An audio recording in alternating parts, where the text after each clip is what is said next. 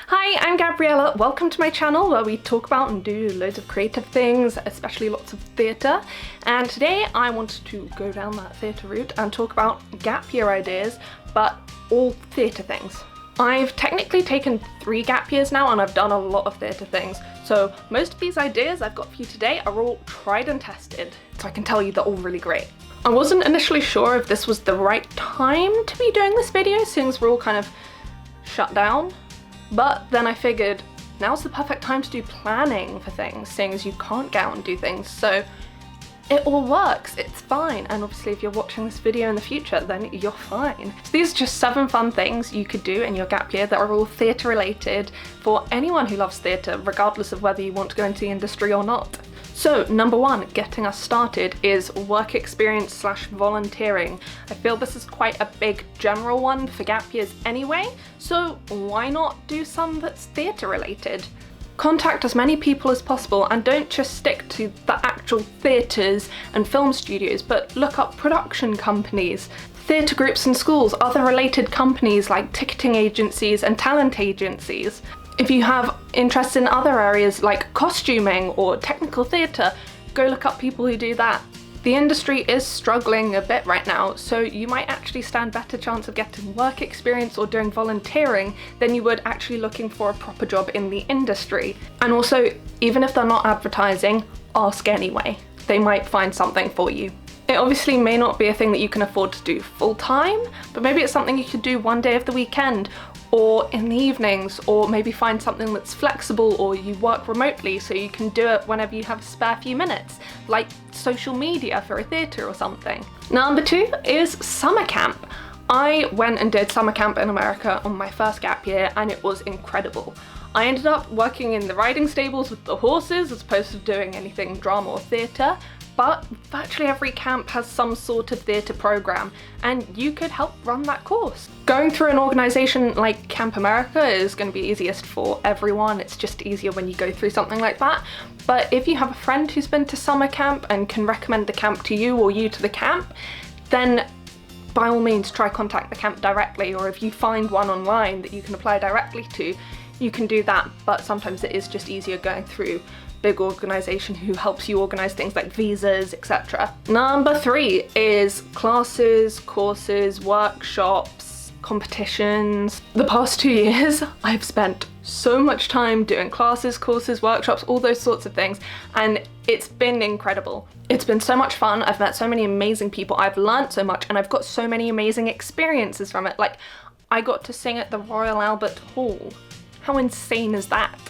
And that was just because I was part of a course and everyone on that course was invited to sing in the choir. It's a great way to get experience, meet peers, and start building connections in the industry. I'd say it's actually great to do lots of different courses and workshops and try do as many different things as you can, because then you learn different teaching styles, you learn about different areas of the industry. Everyone will teach things differently.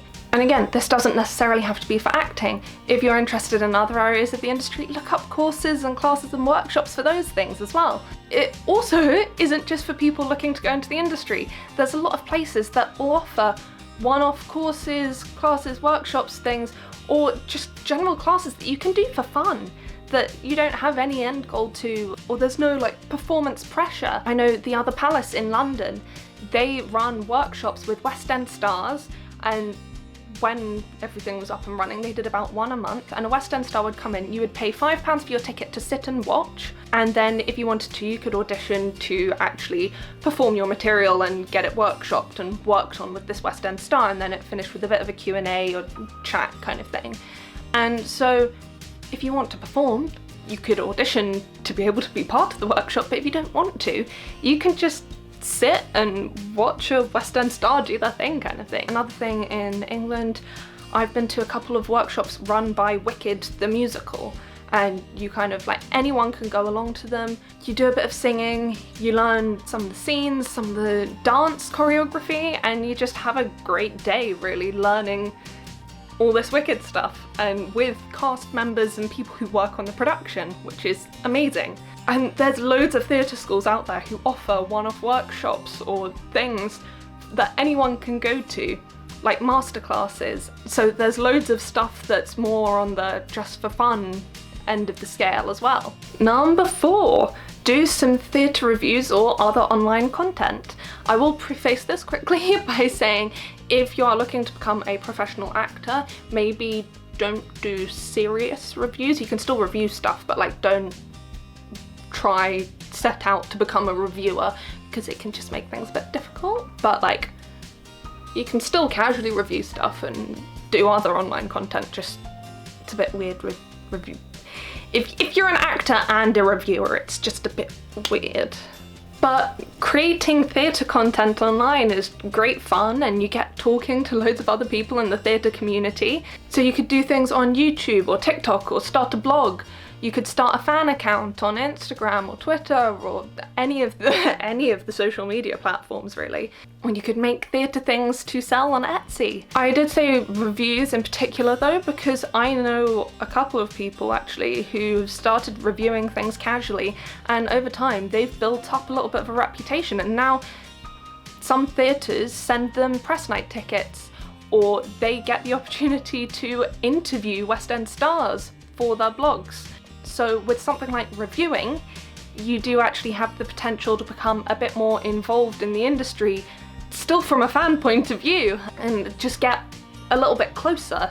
And either way, just creating content in general is just a fun creative outlet if you do theatre things. Number 5, work front of house in a theatre. So depending on the job that you get, I know quite a lot of people, you get to sit in and watch the show every night. I mean, you have to do all your other jobs and responsibilities as well, but you get to watch the show. So if you live near a regional theatre, you get loads of shows coming through and you can watch them all. You might get discounted tickets at some theatres as well.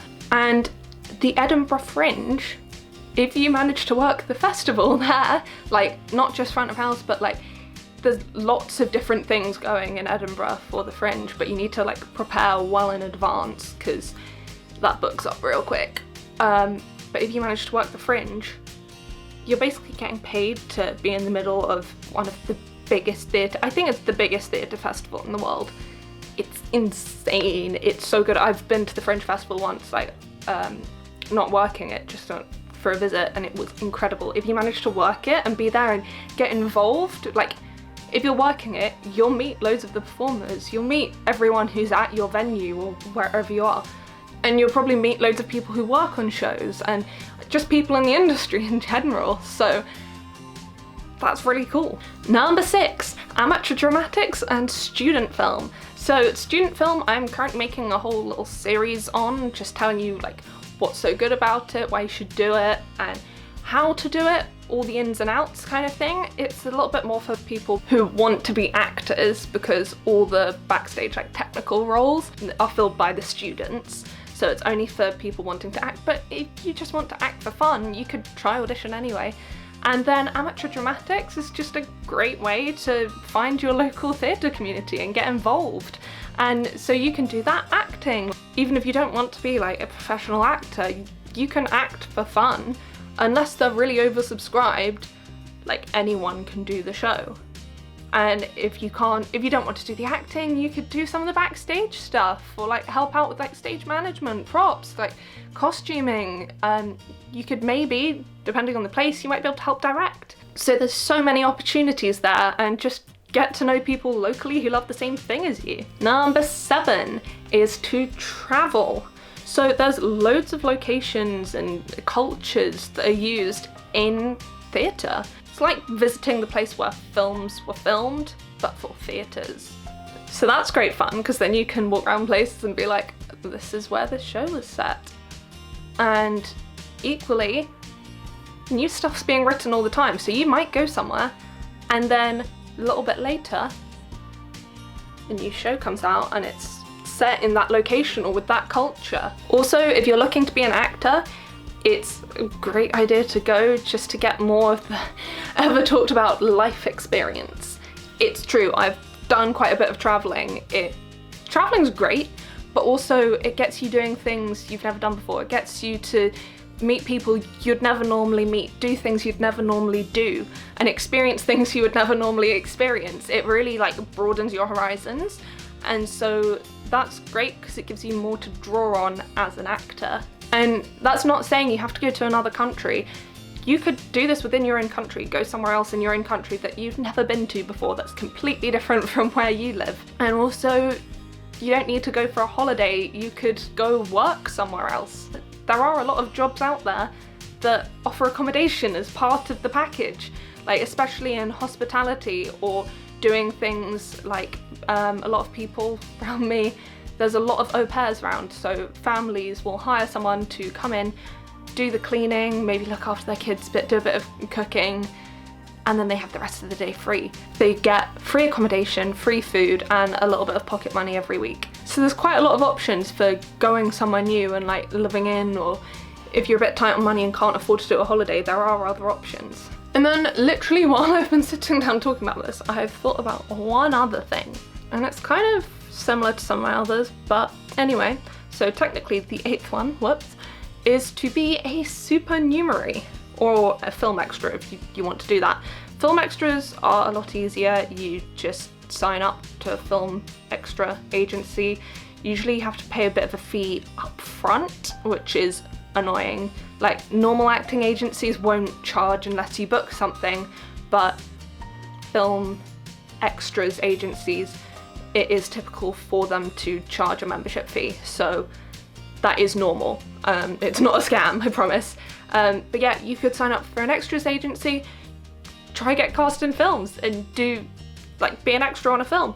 Or supernumeraries is basically the theatre equivalent, and it's a bit trickier because they tend to ask theatre groups or people to send people in as supernumeraries. Basically, a couple of years ago, was in the UK national tour of Scylla the musical because they had extras, and one of the theatre companies in Bristol where I was at the time had been asked to provide people if they had anyone who wanted to be an extra in it, and then they told the person who was directing my university's musical, who then told us all about it.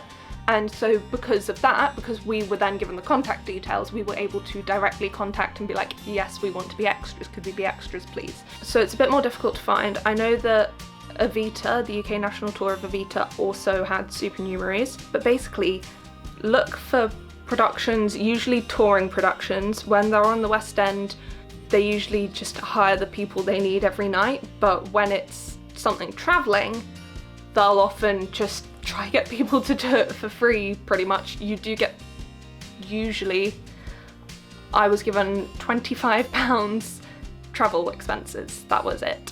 So you don't get a lot, it's very voluntary. Just look up all the productions that are coming to near you that are touring. Usually you need to contact a production company. That's what I had to do. It's not really common, but if you're on it, looking out for it, you might get to be an extra in a theatre production.